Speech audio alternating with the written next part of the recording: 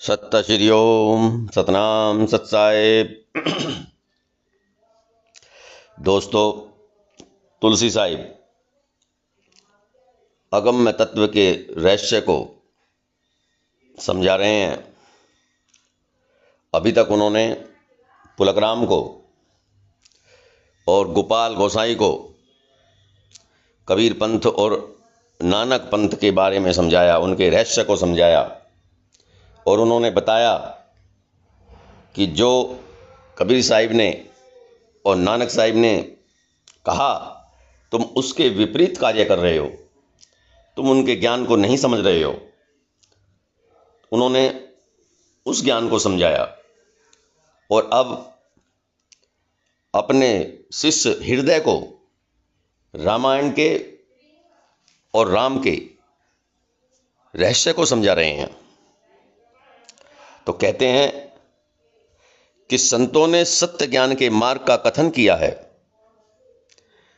किंतु किसी को इस पर विश्वास नहीं होता। अब मैं उस संवाद को स्पष्ट करके कहता हूं कि इसी शरीर के अंतर्गत अनंत पिंड और ब्रह्मांड समाहित है। इसी घट के अंतर्गत रावण राम हैं, भरत शत्रुघ्न सभी इसी में विद्यमान हैं। इसी घट में सीता लक्ष्मण तथा कौशल्या है। मंत्रा और केकई सहित सभी राम कथा के पात्र यही हैं। इंद्रजीत मंदोदरी रावण का भाई कुंभकर्ण इसी घट में है। सारा संसार इसी पिंड रूपी ब्रह्मांड में स्थित है और ये पांचों तत्व इस पिंड की रचना करते हैं। जिन जिन संतों ने इस शरीर के अंतर्गत उन्हें पहचाना है, वे साधु ही इस पर विश्वास करते हैं। इसी में अगम्य तत्व है और निगम तत्व है। इसी में वर्तमान है और मैंने तो भली भांति निरीक्षण किया है और मुझे दिखाई भी पड़ा है। इसके अनेकानेक नाम कहे गए हैं और मैंने सब इस घट रामायण में दिखाया है। इस घट रामायण में अगम्य तत्व की व्याप्ति है और सारे ब्रह्मांड को इसी पिंड में देखा है। अगम निगम और अकथनीय तत्व को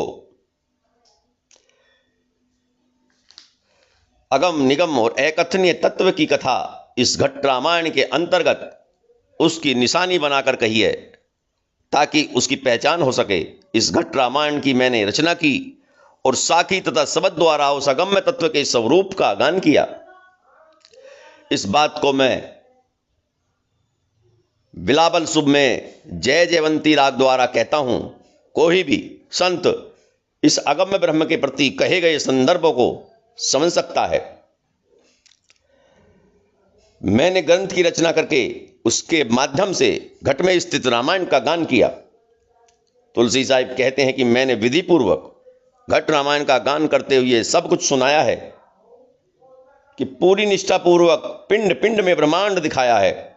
मैंने स्वयं ही आंखों से पिंड में ब्रह्मांड देखा, 7 द्वीपों 9 खंडों को निरखा और इसे भी अनुभव किया। काया में प्रवेश करके 5 तत्वों ने इस शरीर की रचना की। इस शरीर में 3 लोक हैं और चित्त इसके बाद 4थे लोक में जाकर प्रवेश करता है। उसके परे अनामी स्वामी संसार से निरत होकर निवास करते हैं। अंतर्दृष्टि द्वारा सुरती उस द्वीप तक उड़ पड़ी और जाकर वह लीलागिरी में समाविष्ट हो उठी। शून्य आकाश में वह सुंदर सब सुनाई पड़ा और वह दौड़कर चली गई। हृदय के अंतर नेत्र खुल गए और वहां उस प्राण पुरुष का दर्शन किया। वहां न शून्य है, न शब्द है, न बोल है और मुझे देखकर उस परम तत्व ने द्वार खोल दिया। यह मेरा प्रियतम प्राण पुरुष मुझे मिला और हमने गमना गमन शून्य, जन्म मृत्यु शून्य तथा अविनाशी अपना आवाज समझा। उस बिंदु के समावेश से निर्मित सिंधु को पाकर मेरी गति प्रियतमा श्यामा जैसी हो उठी। तुलसी साहिब कहते हैं कि यह संतों का प्राप्तव्य है। यहीं से अगम्य की राह दिखाई पड़ती है। मैंने अपनी निवास स्थली नए नष्ट होने वाले अगम्य के नगर में किया और वहां आकर तथा उसमें छाकर निवसित हो उठी। जो काशी नगरी में सत्संगति हुई है उसको कहता हूं, मैंने काशी के रूप का वर्णन विविध रूपों में दिखाकर बताया है। मैंने हृदय अहिर के बारे में बताया। इस हृदय में अनेक बातें छिपी हैं। मैंने उसके पुत्र गुणवा के गुणों के साथ क्रीड़ा की तथा उसको गाकर सुनाया।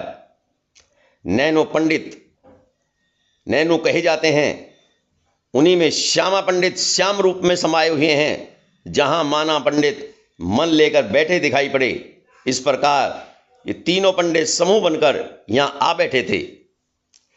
कर्मा ने अनेक यत्नों से कर्मों को चलाया था। धर्मा ने धर्म की बात खूब की, क्रिया को उनकी पुतली द्वारा ही समझा। इन सब के विषय में मैं समझा कर कहता हूं।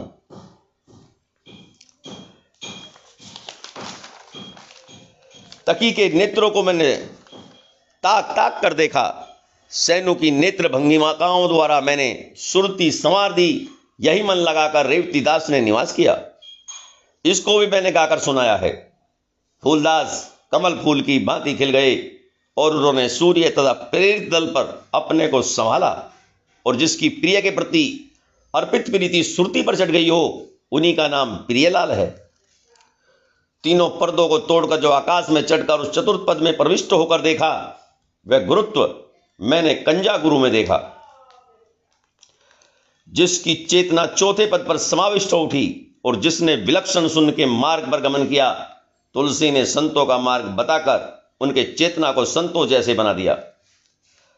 संवत 1618 में संपूर्ण घटरामायण को लिखकर मैंने उस परम तत्व को प्राप्त करके प्रत्येक व्यक्ति के घट में मैंने सुरती के दर्शन किए।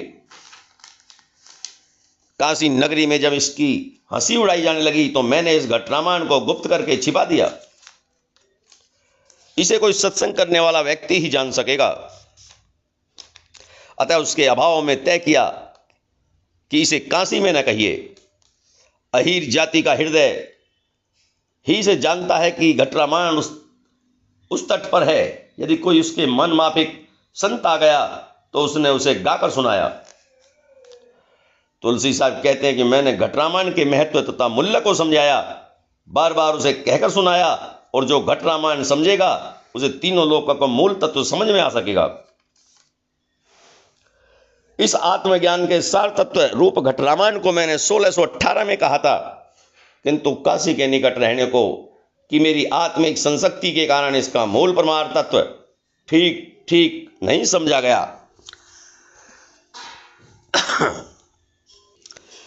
16 से 18 के बीच घट रामायण की रचना की।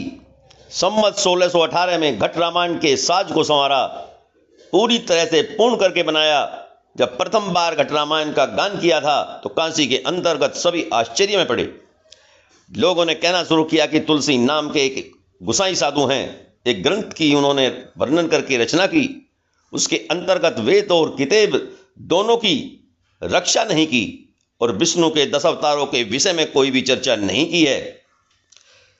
वे तीर्थ एवं व्रतादि में से किसी एक की भी बात नहीं मानते और आध्यात्मिकता के विषय कुछ और प्रमाण रखते हैं। पंडितों एवं हृदय अहिर से झगड़ा हुआ, जबकि काशी के अन्य भेष रचना वाले लोग अत्यधिक थे।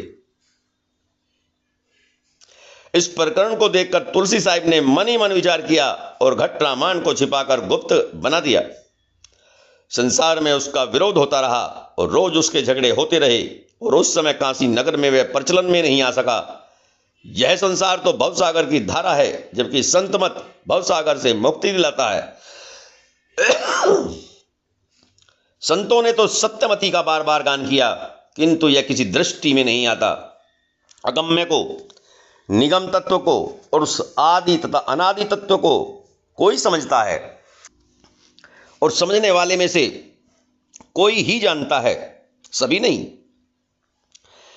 किसी ने भी चित्त लगाकर उसकी समझ नहीं की, इसलिए सतगुरु ने उसका रहस्य भी नहीं समझाया। संसार में घट रामायण का जब विरोध देखा तो बात समझ में आई और तब मैंने 7 कांडों से युक्त रामायण कहा। घट रामायण को तो कोई विरला संत ही पहचानता है और समझने के बाद संत उसमें तन्मयभूत होता है। रावण और राम ने जब संवाद किया तब काशी में उसकी अत्यधिक चर्चा चली। तुलसी साहिब के घट रामायण के मत को कोई भी नहीं पहचानता था, इसलिए उसके रहस्य को संसार के लिए मैंने गुप्त बना दिया। यह असार संसार भवसागर है। तुलसी साहिब का मत तो समझने के बाद ही अपनी ओर आसक्त करता है। यह संसार की रीति है कि उपयोगी वस्तु की पहचान कोई नहीं करना चाहता, इसलिए अपनी घटनावान को मैंने गुप्त कर दिया। जिन किसी ने भी संत मत की पहचान कर ली है, वही उसे समझकर उसमें तन्मय हो उठेगा। काशी नगर के बीच सभी को ब्रह्म का भाव उत्पन्न हुआ। जिनकी संशक्ति घट रामायण में है, वे तो काशी में निरर्थक निवास करते हैं। मैंने रामचरित की रचना की और सारे संसार के मूल भ्रमों का निराकरण उसमें वर्तमान है। मैंने इष्ट भाव के आधार को मानकर उसे समझाया, किंतु उसे इस तरह से लोग समझते नहीं। जिनके विषय में मैंने बात लिखी है, उनको समझने के लिए मैंने इस प्रकार की बातें कही हैं। संतों के चरणों की धूलि को बार बार धारण करके जो तुलसीदास ने प्राप्त की है, इसी बात को मैंने यहाँ कहा है। तुलसी साहिब कहते हैं कि मैंने उनके मन को समझकर ये बातें कही। इस बात को हृदय भली भांति जानता है। उसने आकर आत्मत्व को तत्व को प्राप्त किया और अंत में जाकर सुरति शब्द उससे मिल उठी। 1000 बार सत्संगति की, किंतु बिना संत प्राप्ति के उस सत्संग कोई फल नहीं है। वेश और पंथ में कुछ नहीं है। अनंत तत्व रूप उस पुरुष का संदर्भ भिन्न है। वह तो संतों का दास है। साथ अत्यंत उत्साहपूर्वक अद्भुत वाणी कही है और उनकी कृपा से ही उस अमर पद के निवास को प्राप्त किया है, जिसको आकाश ने स्थित कर रखा है। सुरति तथा नृत्य को संवार कर और परमार्थ के निचोड़ तत्व को देख करके मैंने इस पिंड में निहित ज्ञान तत्व की चर्चा की। इसे कोई समझने वाला ही समझेगा। मैं तो संतों के प्रति संसक्त हूं और उनको देखकर अपनी उमंग के रूप में इस अद्भुत परमार्थ तत्व की चर्चा की है। वह मेरी चेतना उस सेतु के पार जा चुकी है और वहां जाकर सतगुरु में मिल चुकी है। सत्य पुरुष की स्तुति का महल आगे है और वह 8 चक्रों को तोड़कर कहीं भी रुक नहीं पाई। वह वहां पहुंचकर उस सिंधु में स्वयं जा घुसी और उन अगम पुरुष के कमल चरणों को देखती रही। अलल पक्षी की भांति उसका आकाश में निवास है, किंतु वह तो सजकर और भी आगे जा पड़ी। उसने तो अमरपुर में निवास स्थिर कर लिया, जहां श्वास के आभास की भी चिंता नहीं है।